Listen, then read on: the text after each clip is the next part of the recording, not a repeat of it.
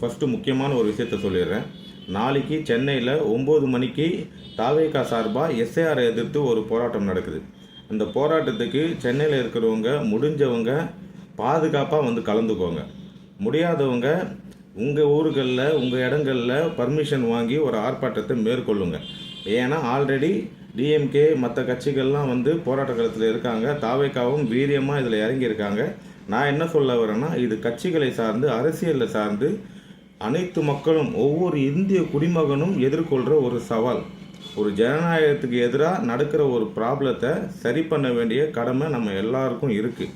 இது எஸ்ஐஆர் அப்படிங்கிறது வந்து முறையாக நடக்குதா, இதில் பல சந்தேகங்கள் இருக்குது. ஆல்ரெடி நமக்கு பீகார் தேர்தல் வந்து ஒரு பெரிய இடியாக இருக்குது, ஒரு பெரிய அதிர்ச்சியை கொடுக்குது. இன்னமும் இப்படி தான் இருக்கா, அந்த கட்சிக்கு இன்னும் மக்கள் ஓட்டு போடுறாங்களான்ற சந்தேகம் நமக்கு வருது.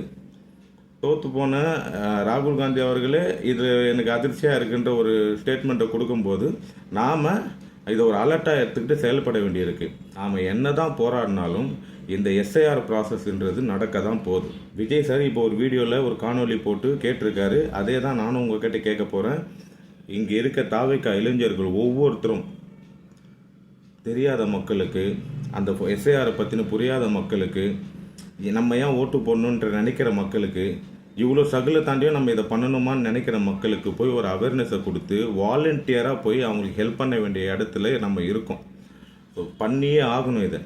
ஏன் அப்படின்னா, அந்த மக்கள் ஓட்டு போடலைன்னா அதை வேறு யாரும் யூஸ் பண்ணுவாங்க, மிஸ்யூஸ் பண்ணுவாங்க. அதுதான் பீகார்லேயும் நடந்துக்கோன்ற சந்தேகம் இருக்குது எல்லாருக்கும். அது தமிழ்நாட்டில் நடந்துடக்கூடாது. அதை எதிர்த்து நிற்கிற இடத்துல நாம் இருக்கோம். அப்படின்ற பட்சத்தில் நாம் எல்லாருமே வாலண்டியராக பிஎல்ஓ ஆஃபீஸருக்கு போய்ட்டு அவங்களுக்கு போச்சா, அவங்க கரெக்டாக ஹேண்டில் பண்ணுறாங்களா, இது எல்லாமே பார்க்க வேண்டிய கடமை நமக்கும் இருக்குது.